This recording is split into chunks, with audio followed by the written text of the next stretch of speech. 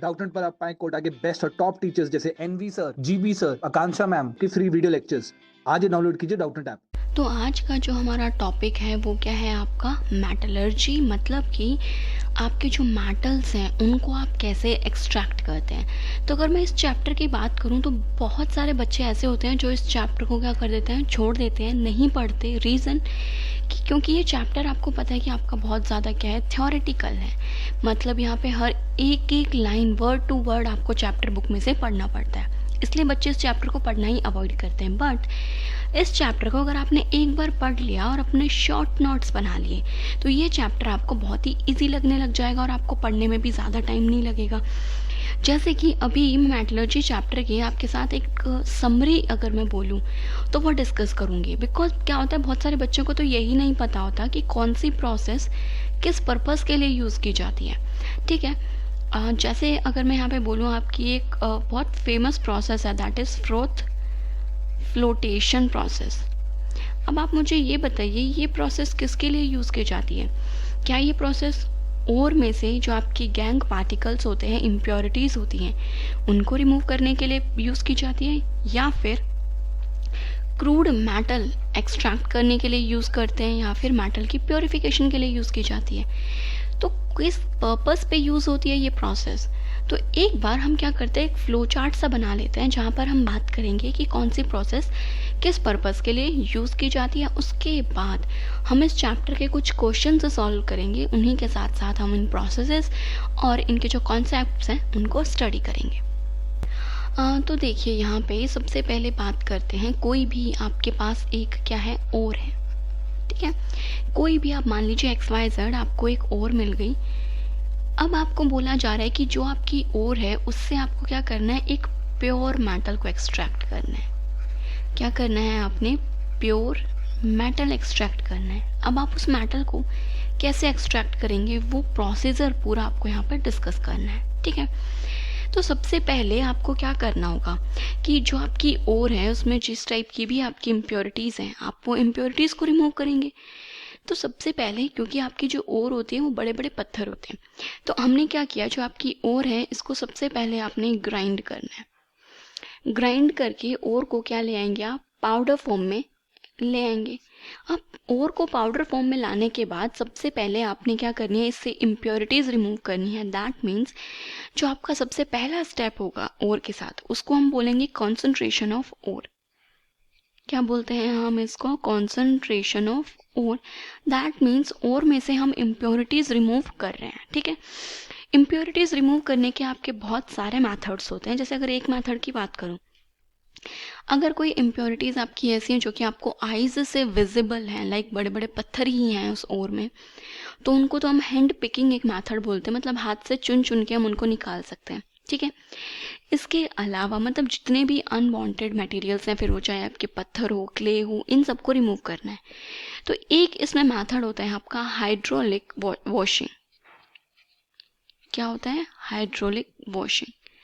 इस मेथड में क्या होता है कि जो ये आपका पाउडर फॉर्म है ओर की, इस ओर पे से जो आपका रनिंग वाटर है वो हम पास करवाते हैं, जिससे कि जो आपकी इम्प्योरिटीज़ हैं वो पानी के साथ क्या हो जाएंगी, आपकी मतलब पानी के साथ चली जाएंगी और इम्प्योरिटीज़ निकल जाएंगी। एक मेथड हम ये यूज़ करते हैं। देन दूसरा मेथड होता है आपका एक मैग्नेटिक सेपरेशन, मतलब कि मैग्नेट से इम्प्योरिटीज़ को सेपरेट करना। ये मेनली जो आपकी आयरन की ओर्स होती हैं उनके लिए यूज़ किया जाता है।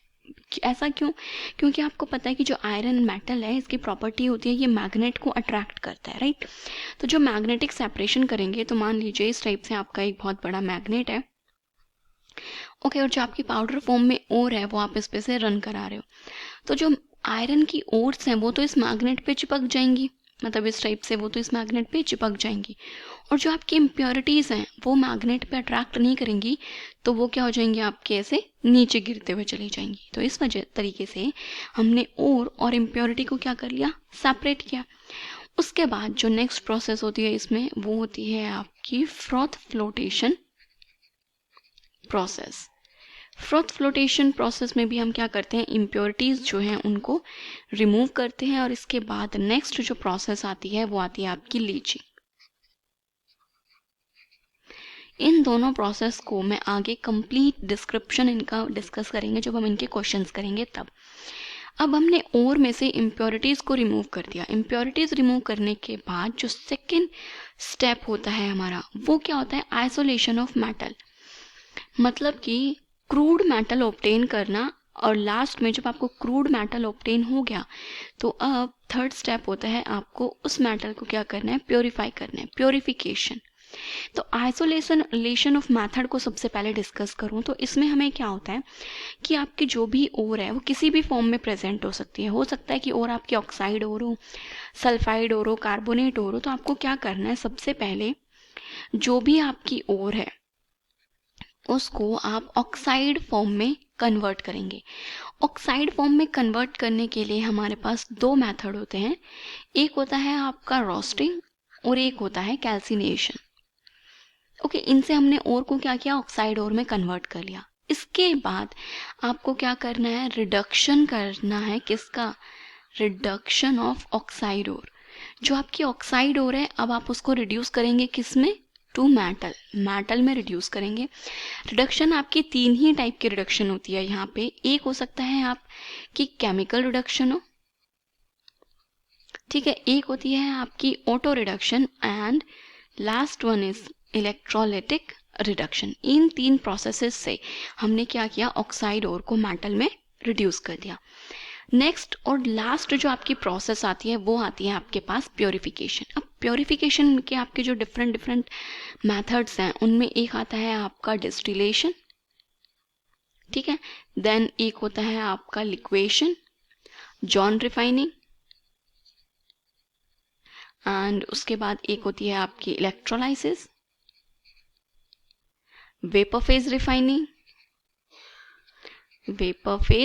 Refining and chromatography.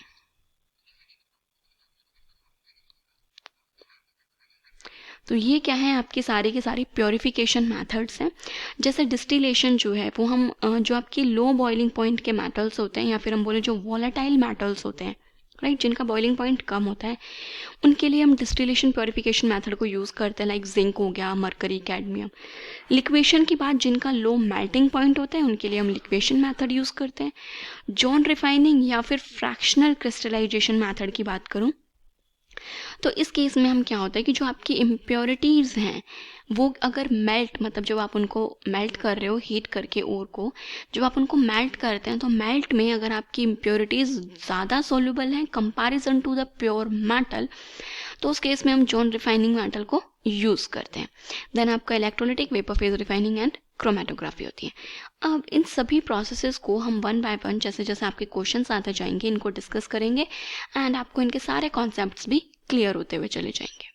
तो अब देखिए हम स्टार्ट करते हैं हमारे क्वेश्चंस। तो अगर आप स्टार्टिंग के 2-3 क्वेश्चंस देख रहे हैं तो यहाँ पे आपको 2-3 टर्म्स दिख रही हैं, जैसे कैल्सिनेशन, रोस्टिंग और स्मेल्टिंग। तो पहले हम इन टर्म्स को पढ़ते हैं। कैल्सिनेशन और रोस्टिंग तो आपको भी याद होगा कि हमने देखा था कि जब आपको अपनी ओर को ऑक्साइड फॉर्म में कन्वर्ट करना है तो दो प्रोसेसेस होती हैं, एक होती है आपकी कैल्सिनेशन और एक होता है रोस्टिंग।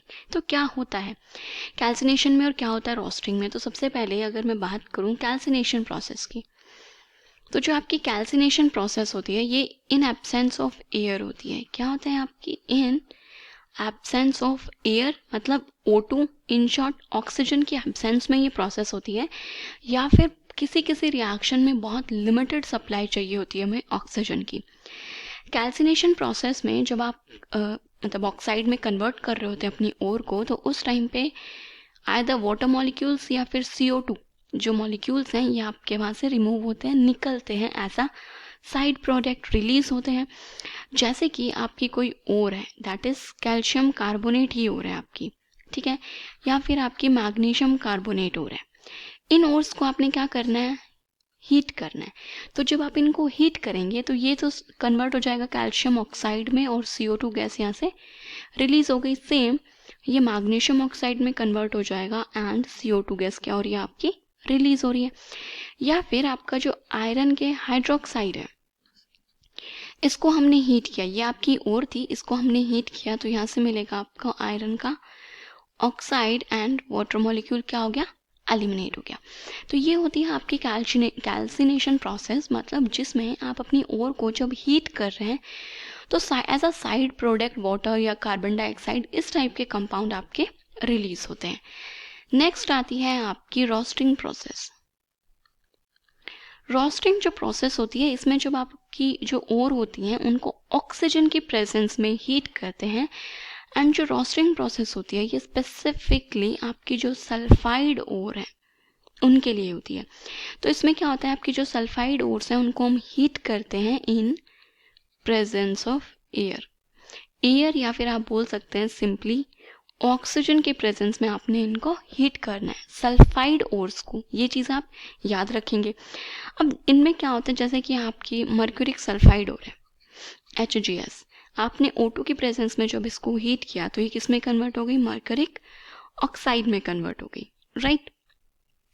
इसी तरीके से जैसे आपका सल्फर है, ओके, आपने इसको O2 के प्रेजेंस में हीट किया तो ये आपका SO2 बन गया, तो सल्फर ने अपनी ऑक्साइड फॉर्म बना ली। तो ये होती है आपकी रोस्टिंग प्रोसेस। देन नेक्स्ट बची आपकी स्मेल्टिंग। अब आप कहेंगे मैम स्मेल्टिंग प्रोसेस कहाँ यूज़ होती है, तो स्मेल्टिंग प्रोसेस आपकी रिडक्शन जो होती है वही होता है। मतलब कि जब आपकी जो ऑक्साइड ओर है, ऑक्साइड ओर से जब आप क्रूड मेटल निकालते हैं, और मेटल निकालते कैसे हैं, रिडक्शन करके। तो मतलब जब ऑक्साइड ओर से क्रूड मेटल को जब एक्सट्रैक्ट करते हैं तो इस प्रोसेस को बोलते हैं स्मेल्टिंग।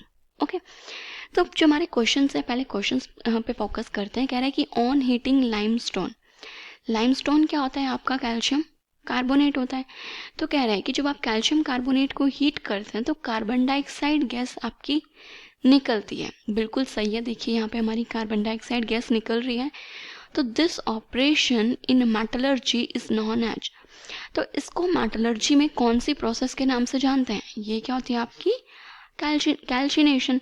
तो मतलब जो आपका ए ऑप्शन है यहाँ पे वो क्या हो जाएगा इसका राइट आंसर। नेक्स्ट है heating of ore in presence of air to remove impurity of sulphur is called.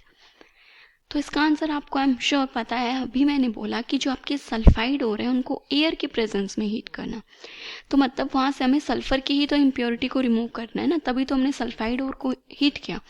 तो इस प्रोसेस को बोलते हैं रोस्टिंग। तो यहाँ पे जो आपका बी ऑप्शन है वो क्या हो जाएगा इसका राइट आंसर। इसके बाद मूव करते हैं नेक्स्ट क्वेश्चन पे, जिसमें कह रहे हैं which of the following processes involve the roasting process. इन जो 4 रिएक्शंस दे रखी हैं इनमें से पूछ रहा है कि कौन सी आपकी रोस्टिंग प्रोसेस है, ये आपको बताना है। तो रोस्टिंग प्रोसेस का मतलब है वहाँ पे आपका एक सल्फाइड होना चाहिए, ऑक्सीजन के प्रेजेंस में रिएक्शन होनी चाहिए और एक ऑक्साइड की फॉर्मेशन होनी चाहिए। यहाँ पे क्या दे रखा है आपको, कार्बोनेट, जिसको हीट करने से CO2 गैस रिलीज हो रही है। तो ये तो आपकी क्या है, कैल्सिनेशन प्रोसेस है, ये हमारा बिल्कुल भी आंसर नहीं हो सकता। डी ऑप्शन में देखिए आपका वाटर रिमूव हो रहा है, ये भी नहीं है। एंड ये भी आपका एक ऑक्साइड है जिसको कार्बन के साथ रिएक्शन करके Fe मेटल मिल रहा है, राइट।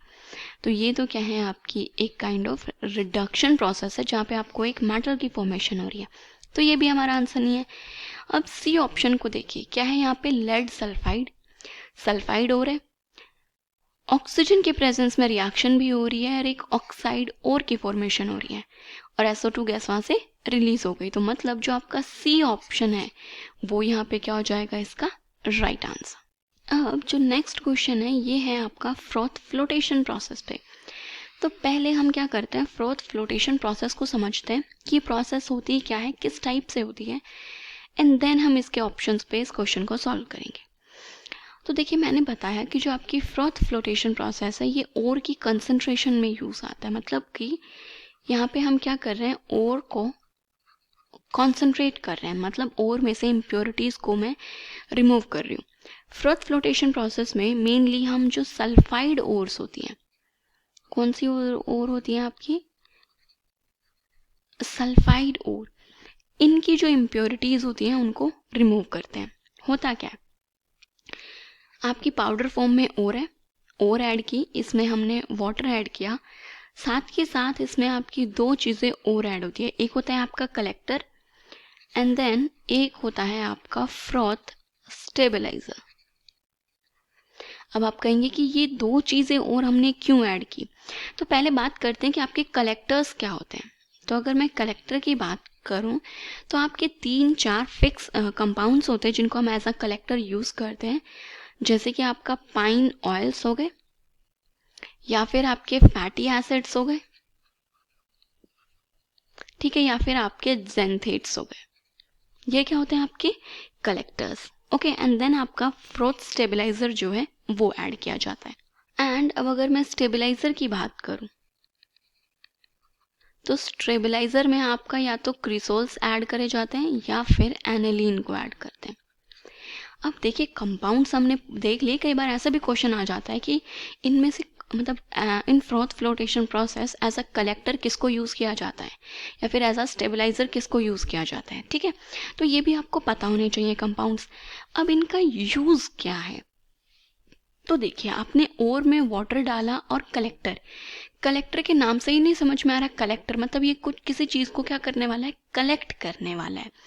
तो जो ये कलेक्टर होता है आप इसको इस तरीके से याद रख लीजिए कि ये आपकी ओर को कलेक्ट करते हैं। अब ऑब्वियस है इम्प्योरिटीज़ को तो हम क्यों ही कलेक्ट करना चाहेंगे, वो हमारे काम की चीज़ नहीं है, उनको तो हम चाहेंगे फेंको।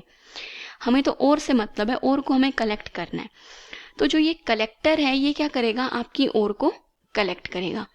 नेक्स्ट है फ्रोथ स्टेबलाइजर, मतलब फ्रोथ फ्लोटेशन नाम है प्रोसेस का, फ्रोथ स्टेबलाइजर भी हमने ऐड किया। मतलब कि आपकी प्रोसेस में फ्रोथ जो है, फ्रोथ की फॉर्मेशन हो रही है। फ्रोथ हम बोलते हैं जो झाग से बन जाते हैं ना आपके, उनको। तो फ्रोथ बन रहा है और उस फ्रोथ को स्टेबलाइज रखने के लिए, क्योंकि आपने भी देखा होगा हम पानी में जब कभी भी डिटर्जेंट ऐड करते हैं और जब पानी को एक बार हम बहुत ज़्यादा हाथ से हिला देते हैं तो झाग बन जाता है, बट थोड़ी देर के बाद आप देखोगे वो झाग आपके क्या हो जाता है, गायब। तो वही काम है, अगर आपने फ्रोथ एक बार बन गए और अगर आपने उनको छोड़ दिया तो दोबारा से गायब हो जाएंगी। तो हम उसके लिए एक स्टेबलाइज़र ऐड करते हैं कि वो फ्रोथ आपके बने जो हैं वो गायब ना हो, बने ही रहें। तो ये हमने एक फ्रोथ स्टेबलाइज़र ऐड किया, मतलब हमने फ्रोथ को स्टेबलाइज करने की एक चीज़ ऐड कर दी। कलेक्टर ने क्या किया, ओर को कलेक्ट कर लिया। अब हमने यहाँ पे वाटर ऐड किया था और जो हमारे कलेक्टर है वहाँ पे हम देख रहे हैं कुछ ऑयल है। तो आपको पता है कि वाटर और ऑयल आपका कभी भी मिक्स नहीं होगा, तो आपकी क्या होंगी, 2 लेयर्स बन जाएंगी इस टाइप से। क्या हो गई, 2 लेयर्स बन गई। ऊपर आपका ऑयल रहेगा एंड नीचे क्या रहेगा, आपका वाटर। अब जो आपके ऑयल्स हैं ये क्या है, कलेक्टर, और कलेक्टर क्या कर रहा है, ओर को कलेक्ट कर रहा है। तो मतलब जो ऑयल वाली आपकी लेयर है उसमें आपको ओर मिल जाएगी और जो वाटर वाली लेयर है उसमें आपको क्या मिल जाएगी, इम्प्योरिटीज, ठीक है। तो मेनली यही होता है आपका कलेक्टर और फ्रोथ स्टेबलाइजर का काम। और जो आपके फ्रोथ हैं वो क्या बनेगा, ऊपर ही बनेगा। मतलब ऑयल वाला जो आपका पार्ट है वहाँ पे फ्रोथ बनेंगे, उन फ्रोथ में आपकी ओर प्रेजेंट होती है, वहीं पे आपका कलेक्टर होता है जो कि ओर को फ्रोथ में ही कलेक्ट करके रखता है, उसको वाटर का जो पार्ट है जहाँ पर इम्प्योरिटीज़ हैं आपकी वहाँ पर जाने के लिए नहीं देता है, ठीक है। अब आपने देखा होगा कि इसी में आपने एक चीज़ और पढ़ी होगी, डिप्रेसेंट। एक और टर्म आती है आपकी जिसको हम क्या बोलते हैं, डिप्रेसेंट। अब ये डिप्रेसेंट क्या होता है, डिप्रेसेंट हम जब यूज़ करते हैं, अब जो आपकी ओर है, मान लीजिए आपके पास 2 ओर है, आपके पास ओर का भी क्या है, मिक्सचर है। अब मैं सिर्फ एक ओर को चाहती हूँ कि इसको एक्सट्रैक्ट कर लूँ और दूसरी ओर मुझे नहीं चाहिए, तो मतलब वो मेरे लिए वेस्ट है। उस केस में आप क्या करेंगे, तो मैंने अभी बताया कि आपकी जो ये फ्रोथ फ्लोटेशन प्रोसेस है, this one is for the sulphide ores. तो मतलब मेरे पास कोई 2 सल्फाइड ओर का ही मिक्सचर होगा। तो मान लीजिए आपके पास अगर जिंक सल्फाइड और लेड सल्फाइड ओर है, इन दोनों ओर्स को आपको सेपरेट करना है, तो यहाँ पे आपका यूज़ किया जाता है सोडियम साइनाइड।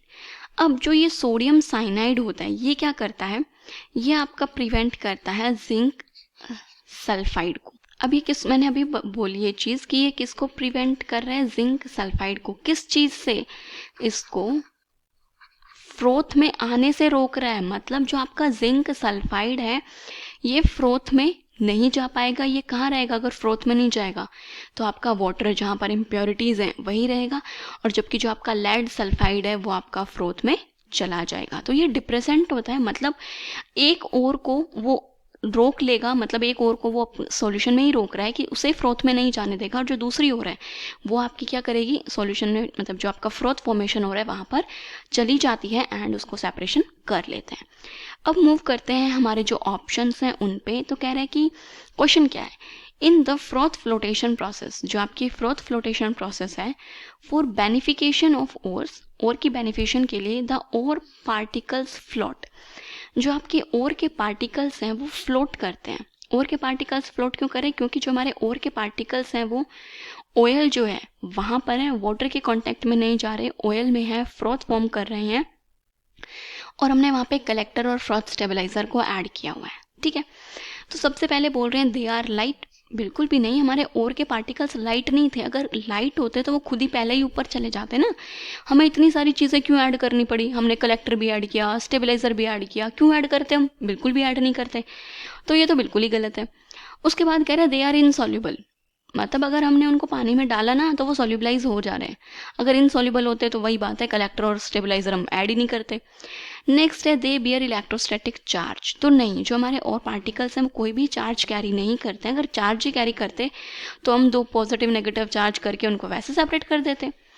नेक्स्ट है their surface is not easily wetted by water, तो ये बिल्कुल करेक्ट है, जहाँ पर हमारी ओर है वहाँ क्या है आपके पास ऑयल, और उनके सरफेस को हम इजीली वेट नहीं कर पा रहे हैं, क्योंकि ऑयल और वाटर के तो कांटेक्ट में आएंगे ही नहीं, उनकी तो अपने आप ही खुद से ही एक सेपरेट लेयर बनी हुई होती है। तो यहाँ पे जो आपकी सेकेंड स्टेटमेंट है वो क्या है, बिल्कुल करेक्ट स्टेटमेंट। अब चलते हैं नेक्स्ट क्वेश्चन पे। तो कह रहे हैं the method of John refining of metals is based on the principle of, John refining of metal का जो आपका प्रिंसिपल है ये किस प्रोसेस पे बेस्ड है, किस क्या प्रिंसिपल है इस प्रोसेस का। तो देखिए जो आपका जॉन रिफाइनिंग है, नाम से ही पता चल रहा है क्या आ रहा है इसमें, रिफाइनिंग, मतलब कि आपके जो मेटल्स हैं उनको प्योरीफाई करने के लिए ये प्रोसेस क्या होती है आपकी यूज़ में आती है। इसमें होता क्या है, आपकी जो भी आपकी मेटल क्रूड मेटल जो है या फिर इम्प्योर मेटल है वो हमें क्या हो चुका है, मिल चुका है। तो इस टाइप से आपके मेटल की एक रोड होती है, एंड जो आपकी रोड होती है उसके नीचे आपके इस टाइप से व्हील्स लगे हुए होते हैं। ठीक है, क्या कर रहे होते हैं, ये आपके मूविंग हीट होती है, ये हम कह सकते हैं कि ये आपके क्या है, मूविंग हीट रोलर्स हैं। ये इस मेटल की इलेक्ट्रोड को क्या करेंगे, हीट करेंगे। अब मान लीजिए यहाँ से आपकी मेटल की जो रोड है वो इस कॉर्नर से हीट होना शुरू हो गई, तो जो आपका प्रिंसिपल है वो ये कहता है कि जो इम्प्योरिटी प्रेजेंट है इस मेटल में, जो इम्प्योरिटीज हैं वो ज़्यादा सॉल्युबल हैं किसमें, इन मेल्ट देन सॉलिड, मतलब सॉलिड फॉर्म से ज़्यादा वो किस में एग्जिस्ट करेंगे, आपके मेल्ट में एग्जिस्ट करेंगे, जो कि आपका सेमी सॉलिड लिक्विड टाइप का बन जाएगा। तो जब आपने यहाँ पे हीट करना शुरू किया तो क्या होगा, जो आपका पूरा इतना मतलब जितने पार्ट में आपको हीट मिल रही है, मान लीजिए इतने पार्ट में अगर हीट मिल रही है तो वो क्या हो जाएगा, आपका मेल्ट हो जाएगा। अब क्योंकि ये मूविंग हीट है तो ये यहाँ पहले यहाँ पर थी, तो अब ये मूव करके इस पार्ट पे आई, इसने इसको हीट करना शुरू किया। अब क्योंकि आपका मेल्ट इम्प्योरिटी में क्या है, ज़्यादा सॉल्युबल है, अब जहाँ पर से हीटिंग होना बंद हो गई वो तो दोबारा से आपका सॉलिडिफाई होना स्टार्ट होगा। अब क्योंकि जो मेरी इम्प्योरिटी को क्या है, मेल्ट में रहना है, उसको सॉलिड फॉर्म में नहीं आना, तो इम्प्योरिटी आपका क्या करेगी, इम्प्योरिटी इधर मूव करेगी, क्योंकि इधर ये जो पार्ट है आपका, ये वाला पार्ट मेल्ट होना स्टार्ट हो गया क्योंकि यहाँ पे हीटिंग हो रही है। नेक्स्ट केस में जब आपकी हीटिंग यहाँ स्टार्ट होगी तो ये सॉलिडिफाई होना शुरू होगा, तो मेल्ट दोबारा इधर मूव करेगा। तो इस टाइप से मूव करते करते ये प्रोसेस कई बार आप रिपीट करते हैं, तो जो आपकी कंप्लीट इम्प्योरिटीज़ हैं वो एट द एंड दूसरे एंड पर आकर के आपकी इम्प्योरिटीज़ इकट्ठा हो जाएंगी। तो मतलब इसमें हमने क्या किया, जॉन रिफाइनिंग में मेटल को प्योरीफाई किया विद मूविंग हीटर, और जो आपकी इम्प्योरिटीज़ हैं उन्हें मेल्ट में ज़्यादा सॉल्युबल थी कंपैरिजन टू द सॉलिड, तो हमने उनको सेपरेट कर दिया, यही इसका प्रिंसिपल है। तो सबसे पहला ऑप्शन है greater solubility of the impurities in the molten state than in the solid, तो यही प्रिंसिपल, तो हमने यही स्टेटमेंट मैंने कही है, तो मतलब जो हमारा फर्स्ट ऑप्शन है वही क्या हो जाएगा इसका राइट आंसर।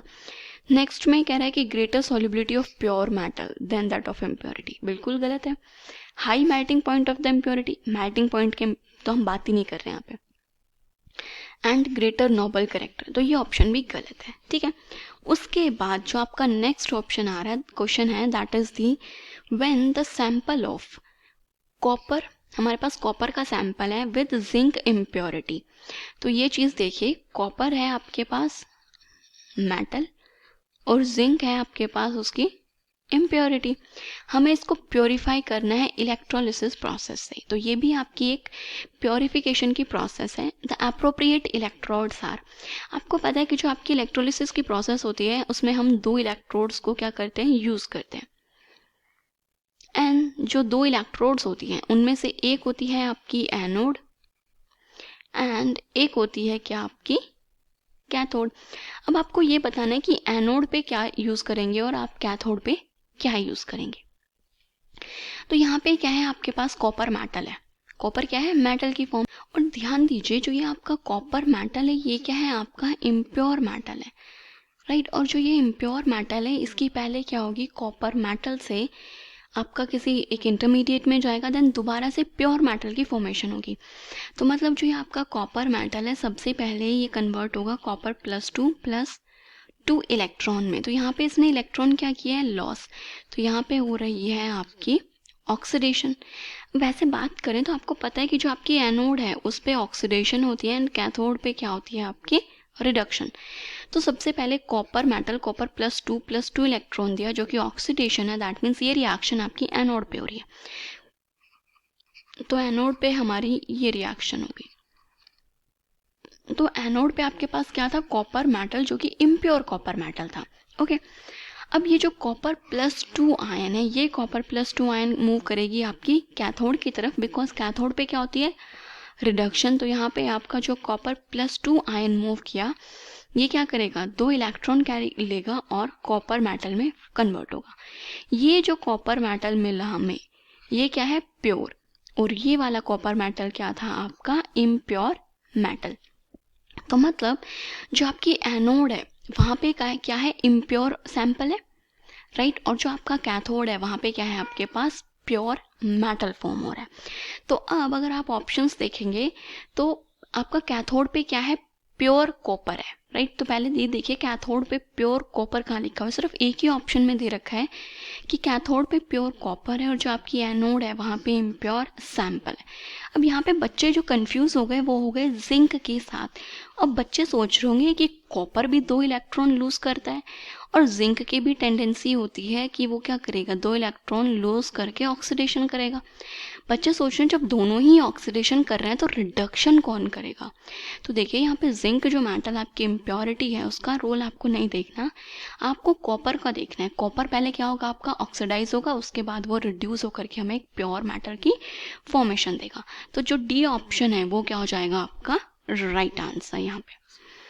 चलिए उसके बाद हमारा नेक्स्ट जो क्वेश्चन है उस पर मूव करते हैं। यहाँ पे कह रहा है कि on heating a mixture of copper oxide और कॉपर सल्फाइड को जब आप हीट कर रहे हैं, इस मिक्सचर को जब आप हीट कर रहे हैं तो आप क्या मिलता है, मतलब फाइनल जो प्रोडक्ट फॉर्म होता है यहाँ पे वो क्या मिलता है वो आपको बताना है। तो देखिए आपने हीट किया Cu2O प्लस Cu2S। तो जब दोनों कंपाउंड हीट होते हैं तो ये आपको देते हैं pure metal plus SO2 gas. मतलब प्योर नहीं, ये आपको मेटल मिलता है जो कि क्या होता है आपका इम्प्योर, बाद में हम इसकी प्योरीफिकेशन करते हैं। तो ये होती है आपकी कॉपर की जो ऑक्साइड हो रहा है उसको अपने सल्फाइड के साथ रिडक्शन करती है एंड कॉपर मेटल फॉर्म होता है और SO2 गैस को रिलीज करता है। तो अगर ऑप्शंस देखेंगे तो जो ए ऑप्शन है वो क्या है, आपका राइट आंसर। उसके बाद मूव करते हैं नेक्स्ट क्वेश्चन पे जो कि है आपकी एक नई प्रोसेस कि the metal extracted bye leaching with cyanide is. तो आप पहले सोच रहे होंगे कि लीचिंग प्रोसेस कौन सी है। तो लीचिंग प्रोसेस आपको पता होगा, जब हमने कॉन्सेंट्रेशन की बात की थी कि ओर की जब कॉन्सेंट्रेशन करते हैं तो इसमें मेन 2 ही प्रोसेस आती है, एक होती है froth flotation process and next is leaching. अब लीचिंग प्रोसेस की अगर मैं प्रिंसिपल की बात करूं तो इसमें क्या होता है कि जो आपका ओर होता है उस ओर को हम एक सॉल्वेंट में क्या करते हैं, सोल्यूबलाइज करते हैं। मतलब आपको ये चेक करना है कि जो आपकी ओर है वो किस सॉल्वेंट में डिसॉल्व हो रही है। मतलब वो सॉल्वेंट आपका कोई एसिड भी हो सकता है, कोई बेस भी हो सकता है, कोई दूसरा केमिकल हो सकता है, कोई ऑर्गेनिक सॉल्वेंट भी हो सकता है। तो आप ऐसा सॉल्वेंट फाइंड आउट करो जिसमें आपकी ओर डिसॉल्व हो जाए बट जो आपकी इम्प्योरिटीज़ हैं इम्प्योरिटीज़ जो हैं इस सॉल्वेंट में वो क्या होनी चाहिए, इनसॉल्युबल। तो इस तरीके से हम और जो आपका इम्प्योरिटीज़ हैं उनको क्या कर पाते हैं, सेपरेट कर लेते हैं। ठीक है, अब जैसे कि यहाँ पे बहुत सारी आपकी ओर्स हैं, एल्यूमिनियम जो आपकी ओर है Al2O3 ये किस में डिज़ोल्व होती है, ये डिज़ोल्व होती है आपके बेस में और यहाँ से अपना एक कॉम्प्लेक्स बना लेती है। ठीक है, इसी तरीके से जो आपके सिल्वर या फिर जो आपकी गोल्ड की जो ओर्स हैं ये डिज़ोल्व होती हैं आपके साइनाइड में और अपना कॉम्प्लेक्स बना लेती हैं, जैसे कि AgCN2 नेगेटिव। ठीक है, या फिर इसी तरीके से जो आपका Au है वो भी क्या, सॉरी, जो Au है वो भी क्या बनाता है, यहाँ पे अपना कॉम्प्लेक्स बनाता है और जो ये कॉम्प्लेक्स है ये सॉल्वेंट में जो आपका साइनाइड है इसमें सॉल्युबलाइज हो जाता है। तो यहाँ पे यही पूछा था कि the metal extracted bye leaching with cyanide, cyanide से कौन से मेटल को एक्सट्रैक्ट करा जाता है, तो वो है आपका सिल्वर या फिर गोल्ड और ऑप्शन में हमें दे रखा है सिल्वर। अगर एल्यूमिना की जो आपकी ओर है बॉक्साइट और उसके लिए पूछ लिया जाए तो वो है आपका सोडियम हाइड्रोक्साइड। ओके, चलिए अब मूव करते हैं हमारे नेक्स्ट क्वेश्चन पे। यहाँ पे जो क्वेश्चन है ये कह रहा है कि the chemical decomposition of slag formed during the smelting process in the extraction of copper is। देखिए स्मेल्टिंग प्रोसेस क्या है ये अभी मैंने आपको बताया था थोड़ी देर पहले ही कि जो आपकी ऑक्साइड ओर होती है जब हम उसको एक मेटल से एक्सट्रैक्ट कर रहे होते हैं तो उस प्रोसेस को हम लोग क्या बोलते हैं कि वो आपकी स्मेल्टिंग प्रोसेस है। ठीक है, अब स्मेल्टिंग प्रोसेस में क्या होता है कि आपने, ठीक है, हमने ओर को कंसंट्रेट किया, हमने most of the impurities remove कर दी, बट उसके बाद भी ज़रूरी नहीं है कि आपकी सारी इम्प्योरिटीज़ रिमूव हो चुकी हैं। तो ओर की रिडक्शन करने से पहले अगर आपकी ओर में कोई इम्प्योरिटीज़ हैं तो उन इम्प्योरिटीज़ को हमें क्या करना होता है, रिमूव करना होता है। और उन इम्प्योरिटीज़ को रिमूव करने के लिए हम एक सब्सटेंस को ऐड करते हैं। क्या करते हैं, एक सब्सटेंस ऐड करते हैं और इस सब्सटेंस को हम क्या बोलते हैं, फ्लक्स। जो हमने एक एडिशनल सब्सटेंस ऐड किया इम्प्योरिटीज़ को रिमूव करने के लिए, ठीक है, फ्लक्स। देन फ्लक्स में जो भी आपकी इम्प्योरिटीज़ हैं जिसको हमने गैंग बोला, फ्लक्स और वो गैंग मतलब इम्प्योरिटी पार्टिकल्स मिल करके बनाते हैं आपका स्लैग। और जो ये स्लैग बनता है ये क्या होता है आपका लाइटर देन मेटल, जो आपका मेटल है उससे हल्का होता है। अब जो आपका फ्लक्स है ये भी एसिडिक और बेसिक दोनों टाइप का फ्लक्स होता है, डिपेंड करता है कि आपकी इम्प्योरिटी कैसी है। मतलब अगर आपका जो इम्प्योरिटी है वो क्या है, बेसिक, तो आपने फ्लक्स क्या करना है, एसिडिक फ्लक्स आप उसमें ऐड कर देंगे। ठीक है, जो एसिडिक फ्लक्स जो कि सबसे फेमस है दैट इज आपका SiO2। SiO2 आपका एक एसिडिक फ्लक्स है, इसको हम बेसिक इम्प्योरिटीज में ऐड करते हैं। यहाँ पे क्वेश्चन था the chemical composition of slag formed during the smelting process in the extraction of copper। जो आपका कॉपर होता है इसमें जो आपकी इम्प्योरिटी होती है वो होती है आपका आयरन का ऑक्साइड, और जो ये आपका आयरन ऑक्साइड है that is Fe+2 oxidation state, ये आपका एक बेसिक ऑक्साइड है। अब क्योंकि ये आपकी एक बेसिक इम्प्योरिटी है तो यहाँ पे जो आपका फ्लक्स ऐड होगा ये क्या होगा, आपका एसिडिक फ्लक्स। और जब SiO2 Fe2O3 आपके कंबाइन होते हैं तो ये बनाते हैं आपका FeSiO3। ठीक है, तो क्वेश्चन का आंसर तो हमें मिल गया, दैट इज बी ऑप्शन की FeSiO3 मिल रहा है। ये था आपका एसिडिक फ्लक्स। अभी साथ के साथ यहाँ पे अगर मैं किसी बेसिक फ्लक्स के एग्जांपल की बात करूँ तो मतलब कि हो गया आपका कैल्शियम कार्बोनेट या फिर मैग्नीशियम कार्बोनेट या फिर Fe2O3। ठीक है, यहाँ पे आपका आयरन +3 ऑक्सीडेशन स्टेट में है इसलिए इस वजह से ये बेसिक है। तो ये सारे के सारे आपके बेसिक फ्लक्स हैं। अगर कोई आपकी एसिडिक इम्प्योरिटी होती है तो हम इन फ्लक्स के साथ उसके रिएक्शन करा करके स्लैग की फॉर्मेशन करते हैं। ओके, उसके बाद जो आपका नेक्स्ट क्वेश्चन है इसमें बोला है which method is not correct for refining of crude metals. इनमें से कौन सा मेथड क्रूड मेटल की रिफाइनिंग के लिए करेक्ट नहीं है। अब अगर आपने ऑप्शन एक बार देखे तो आपने देखा लिक्वेशन रिफाइनिंग का मेथड है, zone refining, electron refining, Mond's process, ये तो सारे ही लिक्वेशन के मेथड है। बट एक चीज़ और ध्यान दीजिए, उन्होंने साथ में क्या लिखा हुआ है, आपके मेटल्स भी मेंशन करे हैं कि कौन सा मेटल कौन सी प्रोसेस आपकी शो करेगा। ठीक है, तो लिक्वेशन प्रोसेस होती है आपकी वो कंपाउंड्स जिनका मेल्टिंग पॉइंट कम होता है। इसमें मेनली आपका टिन, बिस्मथ, लेड या फिर मरकरी, इस टाइप के जो आपके मेटल्स हैं उनके लिए लिक्वेशन प्रोसेस आप यूज़ करते हैं। जॉन रिफाइनिंग प्रोसेस की बात करूं तो ये आपका सिलिकॉन, जर्मेनियम और गैलियम इन मेथड्स के लिए यूज़ की जाती है। देन आता है आपका इलेक्ट्रोलिटिक रिफाइनिंग। तो इलेक्ट्रोलिटिक रिफाइनिंग में आपका कॉपर हो गया, सिल्वर हो गया, जिंक हो गया, क्रोमियम हो गया, इन मेटल्स के लिए हम जॉन रिफाइन इलेक्ट्रोलिटिक रिफाइनिंग, जहाँ पे एक एनोड और एक कैथोड होती है, मतलब एक एनोड पे आपका इम्प्योर मेटल होता है, कैथोड पे प्योर मेटल होता है, जिसका जब अभी हमने क्वेश्चन भी देखा, उनके लिए यूज़ की जाती है। नेक्स्ट आता है आपका मॉन्स प्रोसेस। क्या मॉन्स प्रोसेस आपके एल्यूमिनियम मेटल के लिए यूज़ की जाती है? जी नहीं। तो यहाँ पे 3-4 नेम प्रोसेस हैं, उनकी बात कर लेते हैं। तो सबसे पहले क्वेश्चन आपका मॉन्स प्रोसेस का है, तो इसी की बात करें तो इसमें होता है आपका निकल मेटल, जो कि क्या है आपका क्रूड। इसके रिएक्शन कराई आपने CO के साथ, तो यहाँ पे ये आपका एक कॉम्प्लेक्स बनाता है, जो कि क्या होता है आपका एक वोलाटाइल कॉम्प्लेक्स होता है। ये वेपर फेज रिफाइनिंग का ही एक पार्ट है। यहाँ पे जो आपका मेटल होता है हम उसको एक वोलाटाइल कंपाउंड में कन्वर्ट कर देते हैं, देन हम उसको कलेक्ट करते हैं और उसके बाद आपने क्या करना है, इसको डिकम्पोज करना है। और जब आप इसको डिकम्पोज करेंगे, मतलब हीट करके डिकम्पोज करेंगे, तो यहाँ पे जो आपको मेटल मिलता है दैट इज प्योर मेटल। ये होती है आपकी वेपर फेज रिफाइनिंग की प्रोसेस। ठीक है, तो उसमें मेनली आपका जो भी क्रूड मेटल है उसको एक वोलाटाइल कंपाउंड में कन्वर्ट करना होता है। ये थी मॉन्स प्रोसेस।